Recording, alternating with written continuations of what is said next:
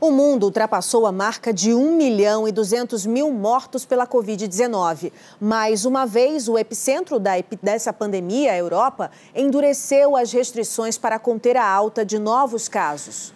Em Portugal, o governo decretou estado de emergência hoje para poder aplicar legalmente medidas mais duras. Bandeiras a meio mastro, 1 minuto de silêncio. No Dia dos Finados, o governo de Portugal fez uma homenagem às vítimas da pandemia no país. Os portugueses e o restante da Europa agora tentam reduzir o impacto da segunda onda. Na Itália, o governo anunciou que vai impor um toque de recolher nacional e restringir a movimentação entre cidades. Bélgica e Alemanha entraram hoje em lockdown. As restrições para os belgas, que têm maior número de contaminados na Europa em proporção ao número de habitantes, são mais duras. Mas em boa parte do continente, bares e restaurantes ficarão fechados até o início de dezembro. No parlamento alemão, em entrevista coletiva, Angela Merkel recusou-se a responder se a Casa Branca deveria ouvir mais a ciência. A chanceler disse que não faria nenhum comentário a um dia da eleição nos Estados Unidos. Mas disse que ela, cientista por formação, dá sim muita importância. Merkel lembrou que as medidas de restrição só vão funcionar se as pessoas seguirem as regras para salvar vidas, algo que muitos europeus ainda não entenderam. Em Madrid, a polícia teve que usar um maçarico para abrir a porta de uma casa noturna, que continuou funcionando apesar do toque de recolher na Espanha. No Reino Unido, a imprensa revelou hoje que o príncipe William, segundo na linha de sucessão do trono britânico, teve Covid-19 em abril, quando o pai dele, o príncipe Charles, também foi contaminado. O William não quis que o caso fosse revelado na época para não criar alarme no país. Para a maioria dos ingleses, quase tudo fecha a partir de quinta-feira. Um documento do Comitê Científico do governo mostrou que o número de casos superou o pior dos cenários esperado para outubro.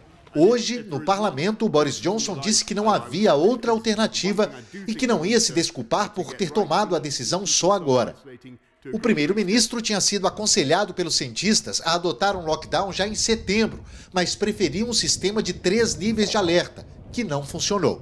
A opção pelo lockdown foi mais um recuo do governo britânico, que no início do ano já tinha sido um dos últimos a reconhecer a necessidade de um confinamento nacional. Apesar da Europa ter voltado a ser o epicentro dessa pandemia, com muitos governos decidindo fechar quase toda a economia novamente, na maior parte dos países, inclusive no Reino Unido, as escolas permanecem abertas.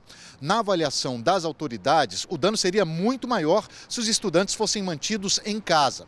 Por aqui não há unanimidade em torno dessa tese. E no Brasil, a colega Simone Queiroz mostra que o assunto também está bem longe de um consenso. Aqui, a volta às aulas divide os especialistas, mas também as autoridades. E essa falta de unidade e as dimensões continentais do país acabam por fragmentar as ações de controle. O único ponto em que parece que todos concordam é sobre os maiores perdedores dessa indefinição: os alunos e a própria educação, que mesmo antes da pandemia já não era nota 10. No Brasil, a primeira onda da Covid ainda nem acabou e tem escolas que já reabriram e já fecharam outra vez, transferindo para os pais a decisão. Muitos estão confusos, como a Glenda, mãe de Pietro, de 9 anos. As coisas precisam acontecer, a gente precisa voltar a trabalhar, a gente não consegue tomar o lugar de professor. É muito difícil. Mas, ao mesmo tempo, eu ainda prefiro que ele continue online mesmo, porque está muito perigoso. E olha que a vida dela não tá fácil. O filho tem muita energia. Até bola ele joga entre as 4 paredes da sala do apartamento, enquanto a mãe tenta trabalhar. Este cientista político é contra a reabertura das escolas, segundo ele, porque as realidades brasileira e de outros países são incomparáveis.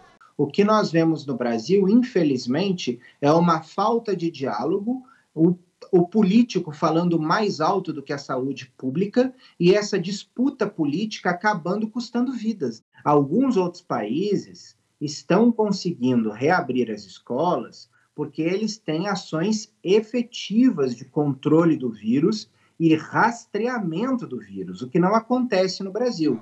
Este especialista do Todos pela Educação entende que a flexibilização das regras da pandemia segue outra lógica no Brasil, priorizando a retomada de bares, comércio.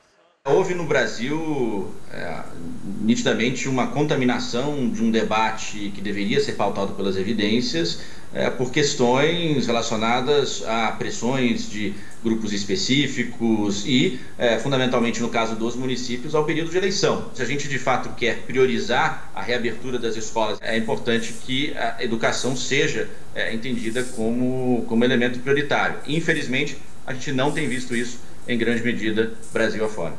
Unanimidade mesmo é que na volta às aulas, quando acontecer, o investimento seja à altura do que o país precisa para crescer e dar uma vida digna a todos os brasileiros.